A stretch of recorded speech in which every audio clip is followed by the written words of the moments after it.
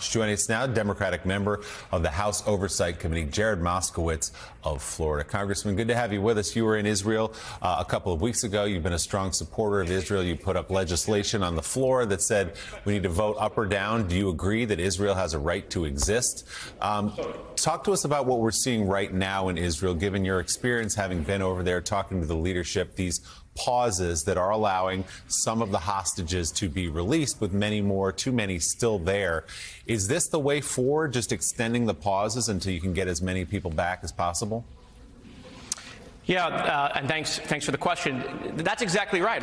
And I think President Biden has shown how this works, right? I mean, the idea is that Israel needs the ability to eliminate Hamas. They need the ability to eliminate Hamas not just for Israelis, but they need to do that for Palestinians. It's very clear that Hamas didn't just take Israelis hostage, but they're holding Palestinians hostage by using them as human shields in order to sell that propaganda around the world. They want, unfortunately, more Palestinians to die so they can feed that over social media. So I think the fact that we're prioritizing the hostages, getting them home, seeing these reunifications is definitely the path forward. But make no mistake about it, at some point in time, right, we're going to either run out of hostages or it's clear Hamas doesn't know where they are.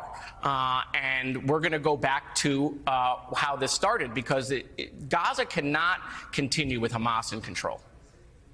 So, Congressman, as you look at this problem, we're hearing from the president again yesterday saying very clearly we will not stop until all of the hostages have been returned to Israel.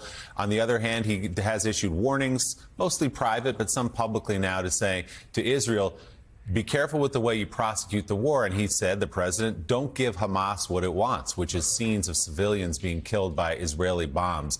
Do you share some of those concerns about the way Israel is prosecuting the war?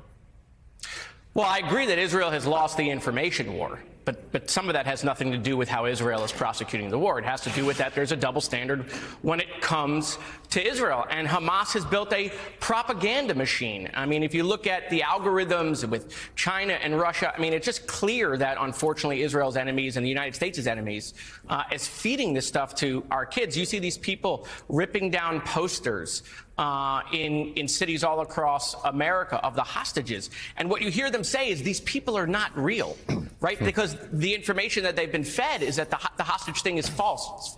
And so the president is giving Israel good advice, which is, look, whatever the reason it is, this is the terms, right? And so he's trying to tell Israel to be smarter and not give Hamas those things. But Willie, Hamas is going to manufacture them anyway.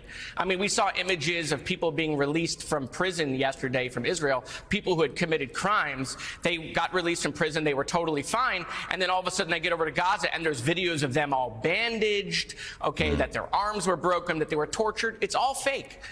And so, look, that's something that we're going to have to deal with in social media platforms where truth is very difficult because we've removed the referees from these platforms. And we will say again that Hamas is hiding behind the civilians, attracting no question the bombs from Israel that are killing civilians as well.